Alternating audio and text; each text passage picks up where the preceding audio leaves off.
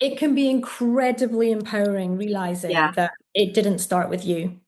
of course. No, incredibly empowering and such a relief to your system to Yeah. realize.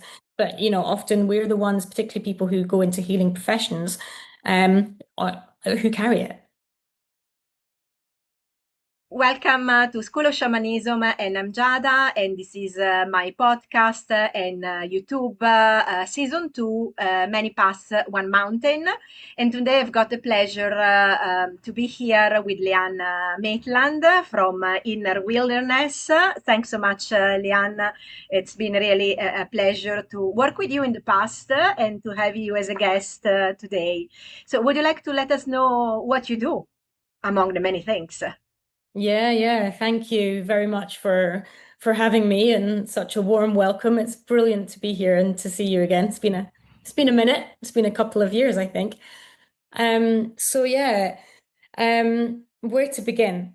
So it's probably worth beginning with saying that I have been a counselor, psychotherapist for about 15 years, or just over 15 years, specializing in working with trauma.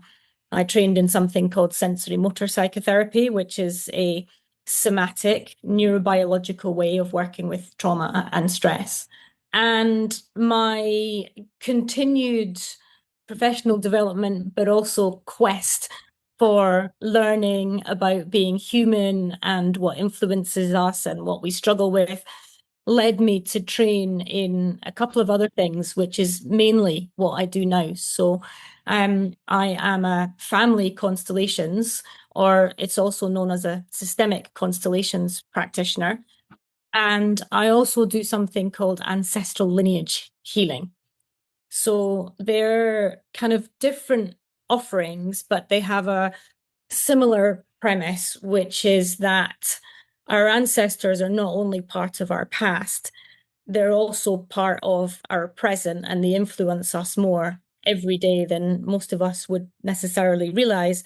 And also, that goes for the future as well. So essentially, their stories, their patterns influence our well-being.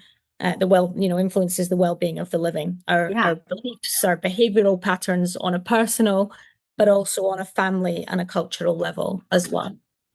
Yeah, perfect. And exactly that makes sense in the title also. Many paths and one mountain. It can be applied to the fact that there are different ways to reach healing, which is the one mountain, but also all the paths of our ancestors are actually going towards us, coming back to us. Is there, of course, a way in which we can avoid that? And being in the influence, being in the middle way of so many paths that have come from the past and then are with us today, is it inevitable to be in the center? So, gosh, I'm going to sound like a politician now, but I think the answer to that is yes and no. Let me explain why I'm saying that. So I think it's inevitable in terms of what it means to be human is to be influenced by the stories of those who came before us, for sure. And therefore, our fate is our fate in a way. But what I suppose the work I do does is it brings us into conscious relationship with that. Whereas most people aren't necessarily in conscious relationship with the stories of the past and how they influence the living and themselves personally. And so by coming into conscious relationship with it, either through something like systemic constellations or ancestral lineage healing, and I'm sure there are many other modalities which do the same thing. So that kind of goes to the topic of your podcast as well.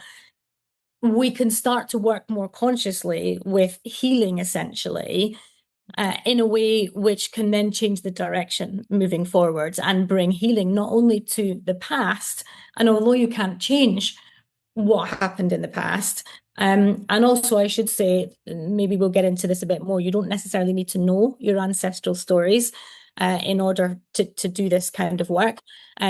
but we can certainly come into different relationship with some of the patterns that have been passed down. So it's not a done deal, I suppose, is the reason I'm saying no. Like there's the yes and the no. Yeah, good, interesting. And if you say, of course, let's say, what are the most common patterns that you find, if there are, and I'm sure there are lots nowadays for which people ask for your support and help, things that you find that almost all the time are there. Gosh, you know, it's as diverse as humans are diverse, if I'm honest. So it might just be worth me touching on how family constellations and ancestral lineage healing operate, because although they have a similar premise, they work quite differently. And so I think that has an influence on the question that you're asking about what I typically see in the work. So would that be useful if I? Yes, 100%. Yeah, Also because there is so much confusion nowadays in general for what we see online, what we see from movies, what other people think, and that actually it's not. So yeah. we need to hear that clearly from a person that has a lot of experience in these fields. Yeah, okay. So, in fact, I trained in family constellations first, and it's probably better known than ancestral lineage healing, certainly here, kind of in the West, I suppose. And it was based on the work. It was developed from the work of a German philosopher and psychotherapist, Bert Hellinger, who spent many years working as a missionary in South Africa. And so his work was informed by Zulu culture, essentially. And the premise was that we're all influenced, as we've said, by our intergenerational family narratives, and that the roots of the issues that we struggle with the most are have that basis in terms of what, in terms of our ancestral field.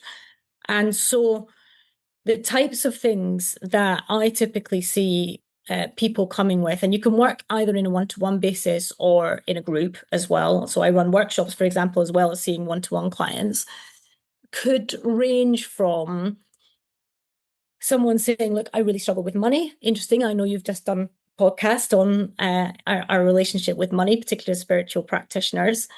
They might come struggling with their health. They might come struggling with relationships, either partnerships or in their family, or just feeling generally lost in life and not knowing really what sense of direction that they want to go, or just feeling plagued by depression. So there's like this huge, kind of range of issues that people come with. And if you're running a workshop, you can cover, a lot of diversity in a day or in a couple of days. But the idea is you start with what is someone struggling with and start to look at by building up a picture of the kind of primary family. So that was the family that someone was born into, but then potentially going back a couple of generations to see what some of the stories might be and how it's showing up. With ancestral lineage healing, it's a bit different. So I trained with an organization called Ancestral Medicine much more recently than my constellations training. So that's still quite new for me. And Ancestral Medicine was founded by an American called Daniel Four. And he actually lives in Spain now, but he's done an enormous, really dynamic, interesting guy. He's done an enormous amount of study into many earth honoring and ancestor honoring cultures, which would be much more fitting with a shamanic outlook. Yeah. And rather than someone coming for ancestral lineage healing saying, I'm struggling with this in my life currently, it comes from a place which is much more about restoring connection to and living in more conscious relationship with our ancestors. And of course, many cultures in the world already do that and have always done that. But the idea is that we've forgotten how to do that. So it's about restoring it. And the purpose is about bringing balance and healing across the generations And as a result, there can be benefit for the living and for future generations, but that's not the starting point, and that's where the two approaches differ. So someone may come like with a basic sense of knowing that what they're carrying isn't necessarily theirs, or they might come with a really troubled kind of family history and know there was a massive amount of trauma, but it starts from a different place. So I hope that makes sense. Yeah, absolutely, 100%. And it's extremely fascinating. So thanks so much for explaining the difference because I'm not sure that people know nowadays between the two, or they kind of course, can have an idea, but there is a lot of confusion. And then just not knowing how far they have to go all the time. Yeah. Which Yeah. is which is also the question, how far do you know that you have to go? Like when you're doing shamanic healing, I don't decide. I mean, there is just the channeling that comes out in the life that pops up when I'm doing the healing, which refers to, I cannot say the first time, but probably one of the most important times in which the client experienced the pattern, the issue that for which he or he is coming to me in that session. No one can say, well, actually, it was the first time. No one can say that. And it just comes out in a natural way. Yeah. For any reason, for some reason, I need to share what I see that refers to that life in which you experience a similar episode. And I suppose that's the same when you work, going back to that time, which is actually important for the session that you are running.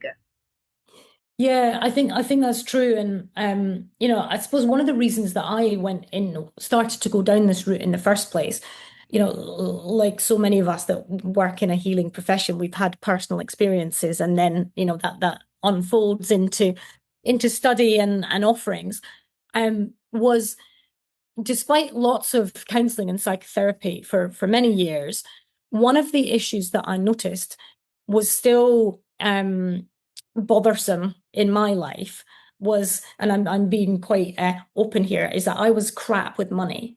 So I never had a problem making it, but I just somehow didn't ever manage to save it, no matter what I tried. And I was getting quite frustrated about, it doesn't matter how much I talk about this in therapy or books I read or whatever, it doesn't really seem to make any difference. And when I first went along to a Constellations workshop, which was when I was living in London, what I realized was that when we take our ancestral patterns into consideration, we have what is essentially known as blind loyalties. So it's like patterns that we continue to play out, like on behalf of our ancestral field, what we inherit without realizing it. And I had this deep loyalty to having nothing because there were a few of my lineages who lived in extreme poverty. When I traced them back through Glasgow and back into Ireland, people who experienced the Great Hunger in Ireland, some of whom were in asylums and poorhouses and workhouses and things like that. And it was like I had this light bulb moment where I realized I was carrying this grief, which wasn't mine. It wasn't my experience because those patterns had been broken a few generations before. But somehow I was committed to like carrying out the same pattern. And it was only when I started to recognize that I thought, I don't know if I can continue to offer counseling and psychotherapy without taking the intergenerational aspect into consideration, because it's such a huge component of who we are, essentially. So Yeah. ancestral lineage healing does get to that, but it does it differently. It's much more similar to a shamanic journey. So you work in a way where through a process of guided meditation, you essentially meet a lineage guide working with whatever lineage you decide to work with, who the way that we talk about it in the Ancestral Medicine Organization is a guide who is as far back as you need to go before the trouble began. and who is a very wise, well, if you like, ancestralized ancestor, rather than being an ancestor who is still more troubled and not at peace. And then it's through your relationship with that guide that you then go about the ancestral lineage healing. So if you like, it's the guide that does it, and the person who is doing the ancestral lineage healing and is living today kind of is like opens that portal for the relationship. So it's kind of hard to, sometimes if I meet people, I don't know, in the doctor's surgery or in a shop and they say, what do you do? I get some strange looks. I'm a housewife. It's yeah. I was saying that actually the things in the that I posted this morning, and I say it depends who is asking, because shall I say I teach shamanism, or shall I say I run something similar to a charity, because already social enterprises might be that people don't know what it is. Yeah, I run a not for profit. Okay. Sometimes I think I should just say I work with the dead, but then I think people would make an assumption that I'm a psychic or a medium, and I'm not. That's not what I do. But actually, what I've noticed is I think there's more of a secret interest in mainstream social thinking than I would have imagined in this kind of work. It's like it might have been generations since we were kind of in flow with what other cultures might call the dream time or a shamanic way of being. But actually, you often don't have to kind of dig too low beneath the surface until people are like really curious and, oh, what is that? And, oh, okay, that kind of makes sense, even although I've not heard about it before, but it's like their body remembers. Yeah. So Yeah. Yeah, but I suppose that probably family constellation is still accepted. I mean, ancestral healing, it's vague. Family constellation has been kind of accepted probably nowadays. So I think sometimes it's the safe answer if you say that you work shamanical in a way, because immediately their mind goes back to what they found in Google or previous episodes, and they look at you as if you were a witch, basically, or not knowing, okay. yeah. And then they're just afraid of asking. Yeah, I agree with that. There is one of the things that is, I suppose, an ongoing and unfolding question for me, as I imagine it is for you as well, is how to make this stitch between what I do into kind of mainstream thinking. Because a lot of the people that come to, say, ancestral lineage healing, and sometimes constellations as well, already are involved in some kind of healing practice. And so it's kind of an evolution, it's a natural evolution. But, if you look at the state of our world and, many of our challenges, let's look at, we're both in Scotland. Let's look at, we know that we've got one of the worst drugs and alcohol, addiction statistics anywhere in Europe. I don't know about the rest of the world. And, looking at it through an intergenerational lens is incredibly helpful because, it enables you to realize that it's something that's been inherited. So there is trauma that runs through people's lineages and through people's families. And I so wish that policy around these kinds of struggles took an intergenerational perspective. Because I think that we might be having some very different conversations about rehabilitation. Yeah, that would be yeah, exactly. That would be interesting for you, let's say, to start an organization, a startup, as an extra job, as an extra work. But then you would just need to wait for some years in order to find the right open-minded people that could support you in changing the policy and include, like, for example, let's look at Reiki. Reiki has been accepted by the NHS. So hopefully in some years, what we do will have its own place. Right. I didn't actually know that. That's marvelous news. That's good. Right. Yeah, I don't know what level, but I know that it's used and sometimes it's also funded. So the energy work in general, that's why sometimes also when I have to say, okay, what is shamanism? It depends on how much I have, and according to the person, it's like Reiki, but it's different. But because I cannot say we actually work with spirits, it's not a universal form of energy, because spirits, then of course people are afraid. But mentioning now Reiki in funding proposals or whatever, it's depending, of course, with to whom you are applying. It's Yeah. okay, but Yeah. certainly I couldn't mention the Yeah. rest of the things that I do. So maybe, I don't know, there is a hope. Yeah, yeah, that would be brilliant. And if can I hop on to your point about people can be a bit afraid when you talk about Yes, spirits? Yeah. So yes, and I would say rightfully so as well, because, in my field of work, there is a recognition that, like the living, amongst the dead, there are those who are well and those who are not so well. And there are degrees of that. There are those who are, what my teacher would have called the regular ghosts, the ones who are just a bit troubled and need a bit of support, to kind of elevate to a more well status. And then there are the much more troublesome spirits. yes, And, that's different work. That is potentially much more kind of shamanic work in terms yes, of it's the possession psychopomp. states. Yeah, psychopumping, pleasure states, Yeah, and all that kind of work, which is more complex and more layered, but as you well know, often bring um people some real challenges in their lives.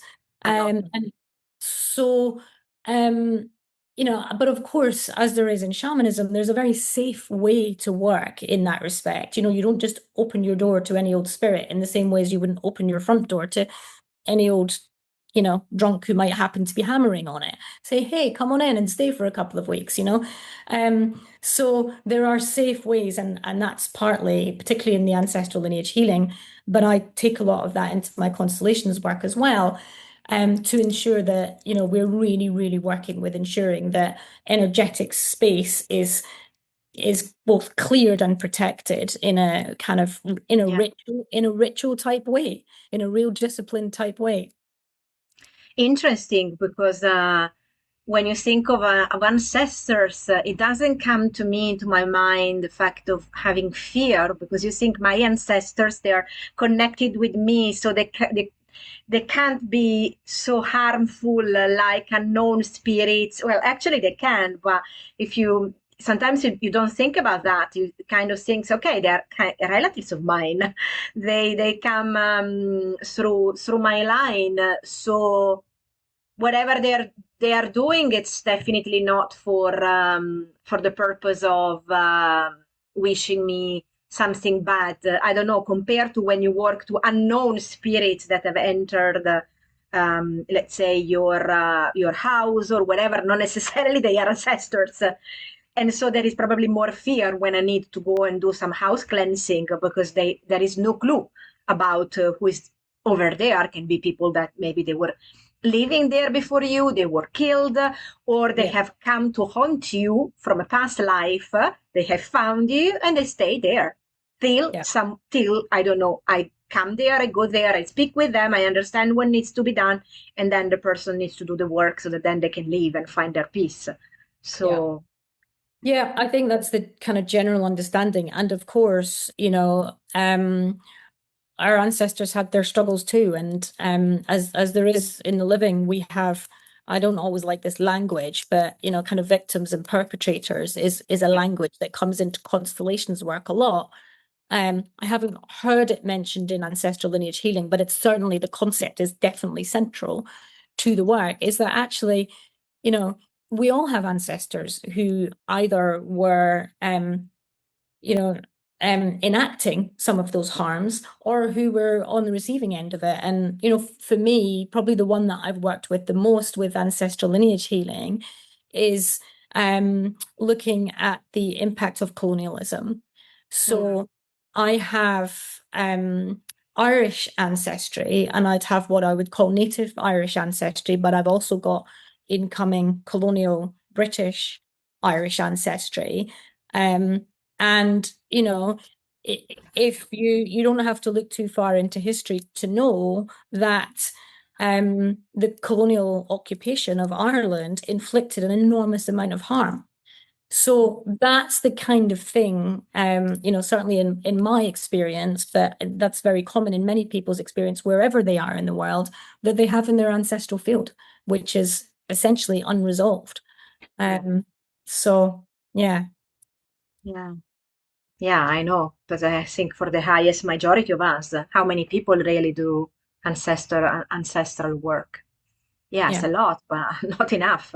Yeah, yeah. And generally, people who come to it end up getting quite hooked and loving it, and then realizing, oh, there's another constellation and another one that I'd like Endless. to and another lineage that I'd like to work on. So, but for me, ancestral lineage healing has brought an enormous amount of support and resource. A bit like, from a shamanic perspective and working with helping spirits, I have a team of Yeah, ancestors who are often part of my daily dialogue.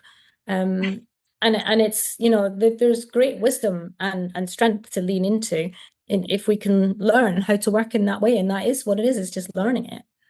yeah, exactly. Sometimes I find myself speaking with them as well during the day, uh, and if I don't know, I don't know who can help me. They say, or whoever is in the rota, Yeah. whoever is in charge. Because as I said, if you cannot help me like for example, I never remember who's in charge for technology. Like I didn't call anyone before when we had a technology, but because I never remember. Which one of my guides is in. I should probably go on a journey and say, can you please clarify to me who is in Yeah. charge for the technological issues all the time? Yeah, brilliant. Or as I said to someone yesterday, when you have a team of supporters and helpers, they don't always agree either, which can be an interesting experience. So you might have to come into some kind of, group dialogue to to figure out what's best for you. And of course, there is still always free will, but it's definitely a creative and honestly fun way of managing what it is that we struggle with as humans. Yeah, exactly. That's they are our teachers, even yes, to help us learning all how to navigate life all the time. And as I mean, and sometimes they don't know either because it's just like they found out every time that we give them work to do, because exactly as you said, the free will, they help us in that moment Yeah. according to the mess that we have created. Yeah, totally, totally. It's definitely a two-way process. Um, yeah, and sometimes they need reminding. Probably one of the main ones for me is reminding my ancestors not to visit me in the middle of the night. They don't have the same sense of time, and Yes, and for a while, until I got more disciplined about making the space in my day or in my week. The more I started to do this work, the more my sleep was disturbed. And it was really quite important for me to recognize that was because they don't have the same sense of time. It doesn't matter to them whether it's 3 a.m. or, and I was exhausted. So now that I am more disciplined, as I say, that's a lot better. So yeah. Just like also when there are of course spirits coming and they need help and support, and you can actually say, no, come back tomorrow. I yeah, can't at the moment. I'm yeah, busy. yeah, yeah. Because they know, they see the lights, they see that you can help, and so you start attracting more and more. Yeah, exactly. Yeah. Sometimes they'll be ancestral, sometimes they won't. And yeah, yeah. Yeah, Yeah, exactly. fascinating. I know. We can do another actually season 3 about I don't know about a topic of entirely the invisible world. Yeah. Yeah. I'm actually supporting ancestral medicine at the moment with a program called Animist Psychology, and it's been developed in recognition of how working with the unseen and more kind of earth honoring and ancestor honoring cultures could influence psychology for the greater good. And it's fascinating. There's a lot of counselors and psychotherapists and people who work in mental health who are on it, who are really, really having their eyes opened and appreciating the synthesis, I suppose, between the two. Yeah. Yeah, yeah. Wonderful. And so where can people find you if they want to, or they are curious to work with you, know more about you? Yeah, thank you for asking. So on my website, which is I'm guessing you'll put a link to on the bottom of the podcast. I'll also send you a link. I know we're connected on Instagram. I'm on there, and I'm on Facebook and on LinkedIn as well. And I run regular workshops in Edinburgh for systemic constellations. There's only one more this year, sorry, just a 1 day one. And I'm also running a retreat here in East Lothian, where I'm based, in October, over Samhain. One-to-one work is, ongoing. So, yeah, Beautiful. they're the main ways. Beautiful. So I'm already sure that some people will contact you because, of course, it's a very interesting topic, and we are all curious. We are all want to know sometimes why do we experience this nowadays? Where sometimes it's just in a funny way. Who do I need to blame in my backline? Yeah, It can be incredibly empowering realizing yeah, that it didn't start with you. of course. No, incredibly empowering and such a relief to your system to Yeah. realize. But often we're the ones, particularly people who go into healing professions, who carry it. Yes. Yeah, So, exactly. And who are sometimes in charge for the healing process as well. yeah, You just say, wow, I'm the yeah, lucky one. yeah, not just for ourselves, but for the wider family system. Yes, So, exactly. Exactly. Yeah. yeah, Yeah. Yeah. Fine. yeah. Okay, thank you so much again for this wonderful, very interesting and full of knowledge conversation, for all the things that you have taken on in our conversation today.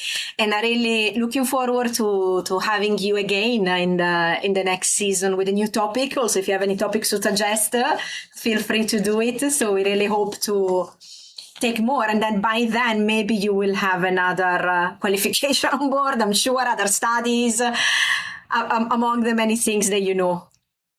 Thank Yeah. you so much for having me. I'm taking a rest from studying right now, but yeah.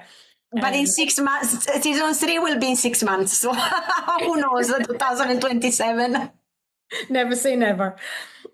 Exactly. So thank you so much, Liane. Thank you. No worries. Lovely to see you. Lovely to see you too.